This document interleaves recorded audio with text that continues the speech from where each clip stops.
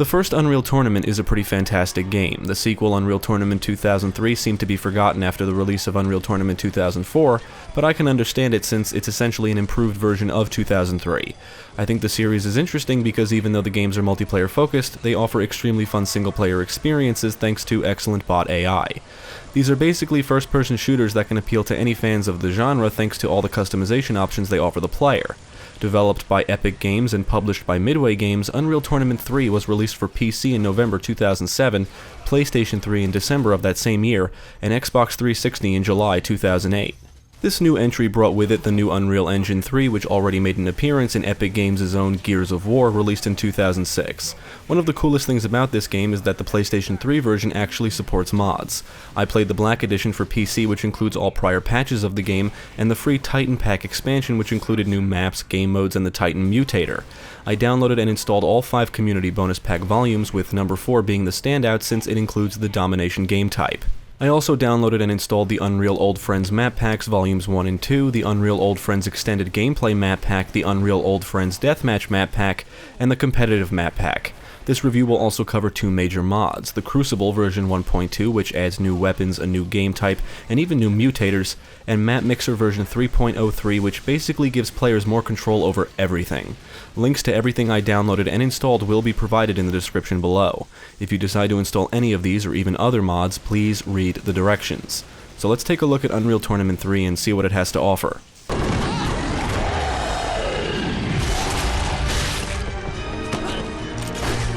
I think anybody who has played the prior games will agree that the stories or campaigns are not anything special. They were just a way to introduce players to several of the different game types. Unreal Tournament 3 follows this mold, but with an actual narrative. Yeah, that sounds pretty cool, right? And then you actually play it and realize it sucks.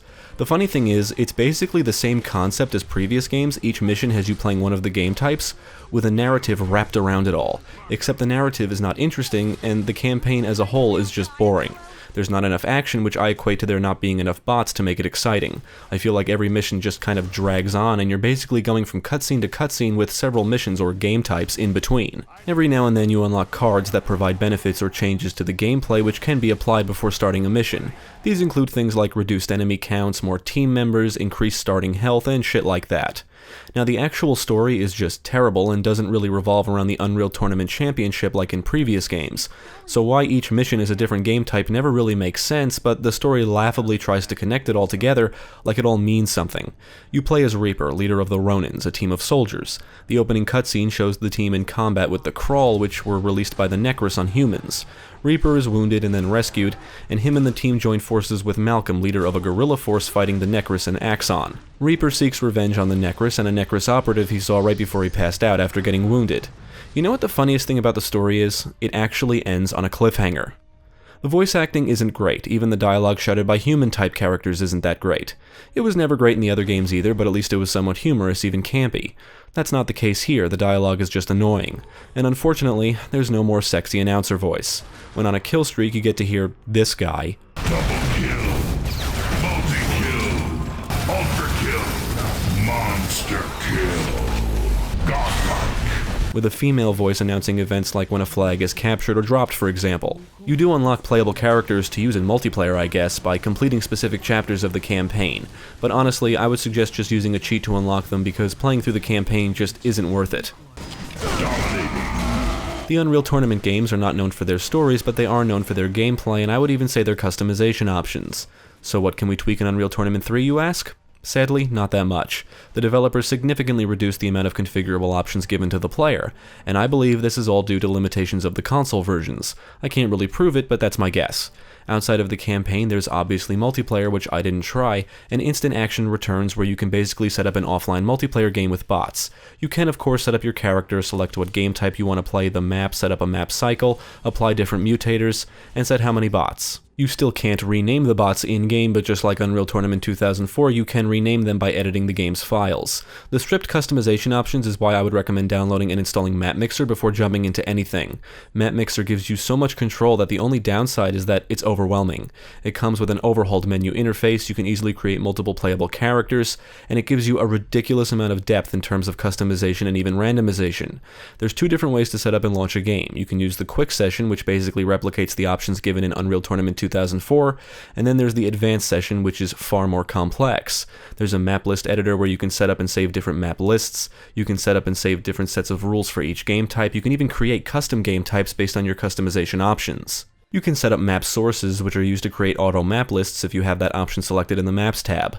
There's actually a lot to read and understand, and you may find yourself messing with options often just to see how it affects your experience. One of the coolest things is the configurable bots and factions. You can create your own factions, which are basically custom bot lists. However, within these factions, you can edit their appearance, tweak their intelligence by adjusting their aggressiveness, accuracy, tactics, strafing ability, combat style, jumpiness, reaction time, favorite weapon, and skill modifier. You can even clone bots. When selecting a game type, you can pull bots from different factions if you want. The developer should really be embarrassed that a mod like this has to even exist, because honestly, without this, the game feels like a very generic shooter. The bots themselves don't seem as intelligent compared to the bots in prior games. MapMixer helps, but they don't always act intelligently. I find that they would run into walls and pile up there because enemies were above them. I also noticed that they would sometimes not react to being shot. The bots are still more intelligent than what we see in most games, but both the bots and level of control have seriously taken a shit here. Okay, so the story sucks, the default customization sucks, but what about the game types? Well, all of the classics like Deathmatch, Team Deathmatch, and Capture the Flag are here, and are exactly like they were in prior games. Duel makes a return, and there's also Vehicle Capture the Flag, which is just capture the flag on large maps with vehicles. You may be asking, what about Assault? Yeah, that's gone. Somebody at Epic Games must have said, let's not include Assault. Why? I have no idea. It was one of the coolest and definitely more unique game types in the original game, and was positively expanded upon in Unreal Tournament 2004, but apparently it wasn't good enough to make the cut for Unreal Tournament 3. However, there is a new game type called Warfare, although new isn't really the right word since it's just Onslaught with a new name and some minor additions. Warfare is a team-based mode where your goal is to destroy the enemy team's power core. You must capture the nodes in a connect-the-dots fashion to create a link to the enemy's core. However, now you're provided orbs that can instantly take over a node. In Unreal Tournament 2004, Onslaught maps recommended up to, I think, 12 or 14 players at most, but I thought it was more fun with like 30.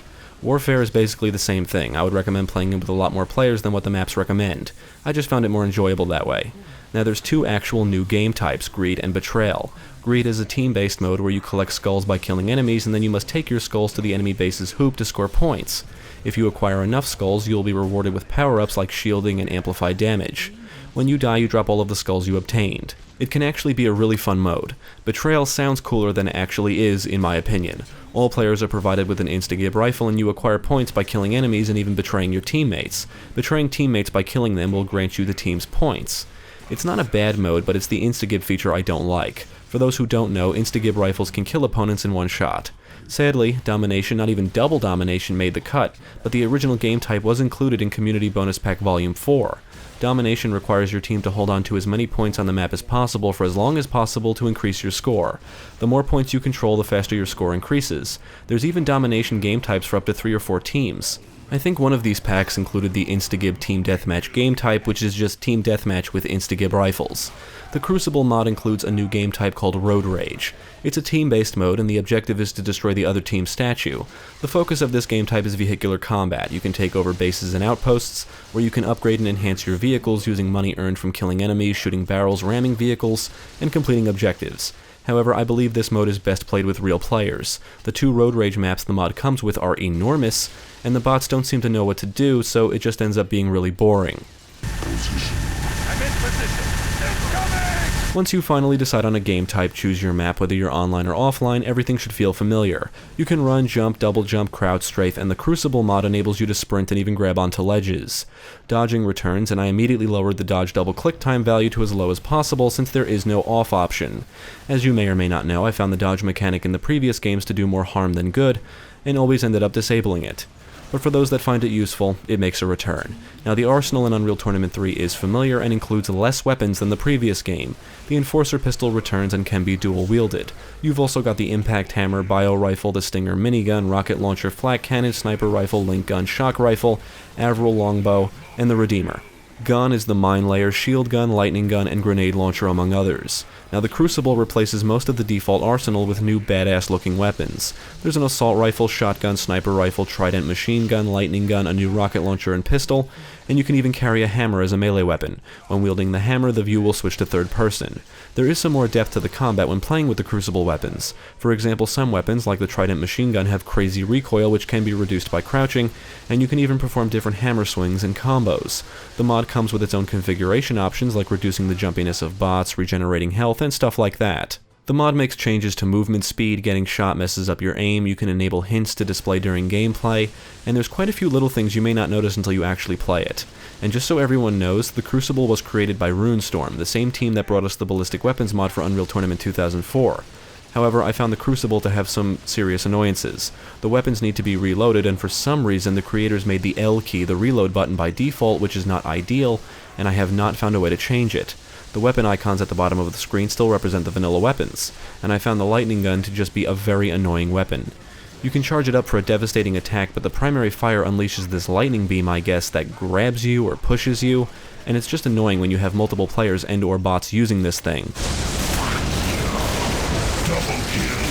Without the community map packs, I found the vanilla map selection to be quite low compared to previous games. There's a handful of maps for each game type, but the selection is just lacking.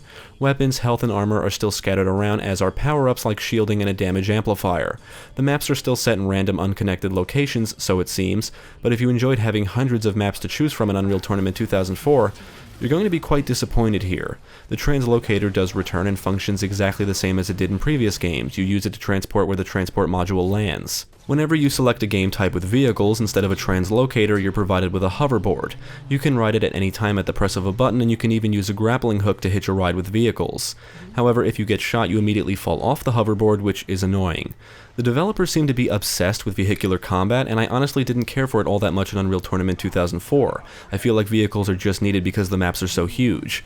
Yeah, you can kill opponents faster and some of them look cool, but I always prefer engaging enemies on foot. The Crucible comes with its own set of vehicles, like traditional cars, and you can even shoot out the windows with your active weapon as you're driving. Since Unreal Tournament 3 Vanilla lacks many things compared to its predecessors, you probably won't be surprised to know the mutators are no different. Classics like Instagib and Low Grav return. There's one that slows down time when you kill an enemy, but none are really that exciting.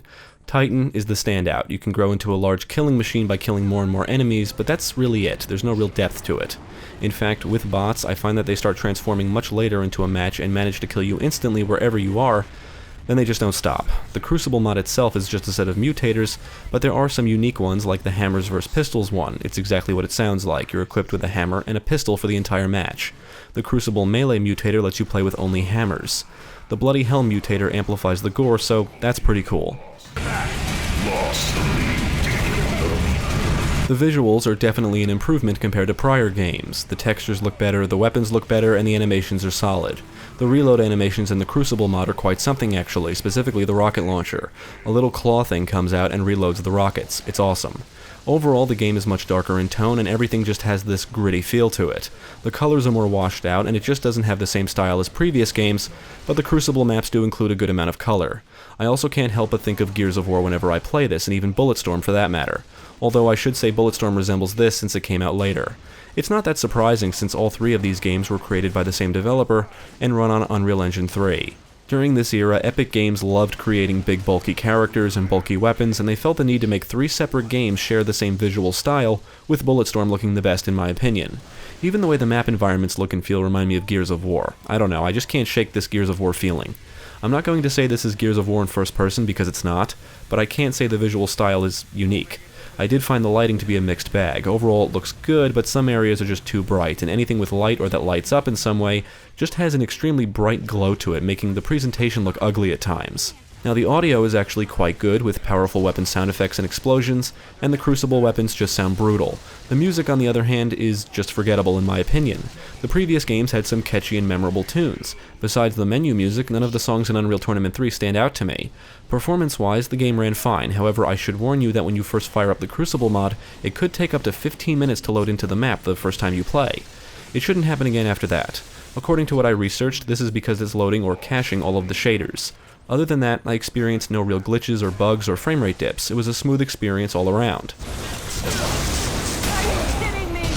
I really believe the developers skimped on Unreal Tournament 3 because of console limitations, even if the PS3 version does support mods. I don't hate consoles, but I feel that if you need to remove major elements of a game just to support specific platforms, then don't release it for those platforms, or don't make it at all. Better yet, wait until you can release a complete game across all platforms. What makes the series fantastic, or at least the previous games, was their fun game types, fun multiplayer gameplay, the combat itself, and the customization. Unreal Tournament 3 stripped stuff out of what made most of these things fun in one way or another. The lack of customization options, reduced map count, smaller arsenal, dumber AI, and a story that does nothing to make up for any of this. Worst of all is the removal of significant game types including assault and domination. I'll never understand that either. Why remove them? In fact, why not just keep adding game types to each new game? There's no need to remove game types, it's just not necessary. I can say I did have fun with Unreal Tournament 3, but only after installing mods. I would say if you're not playing with mods, or at the very least the MapMixer mod, it's just a generic shooter and a disappointing entry in an otherwise fantastic series. I won't accept the excuse of this being a, quote, tighter and more refined experience, because it's not. That's bullshit. It's just less content, and doesn't come anywhere near the standard the previous game set for the series. Ultimately, I cannot recommend Unreal Tournament 3 unless you can find the PC or PS3 version on sale, and I only recommend those versions because of mod support. The vanilla game itself is just a massive disappointment. While I had a great time with the previous games, I found the overall experience here to be forgettable and boring for the most part. Only after installing mods did I truly start having fun, but they're not enough to really save the game from its problems. I have no idea if people are still playing this online, but if you're a newcomer looking to get into Unreal Tournament, I would say stay away from this game, or at least be sure it's not your gateway into the series. Check out the prior games first, they're far superior.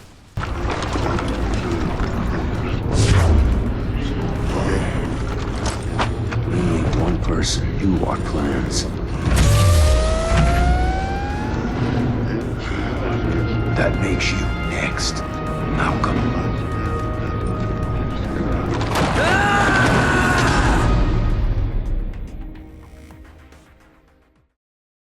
Thank you for watching. If you enjoyed this video, check out the rest of our channel for more quality content and follow us at the links below. If you're interested in gaming news, let's plays, live streams, and even podcasts, be sure to visit our friends over at GameCast.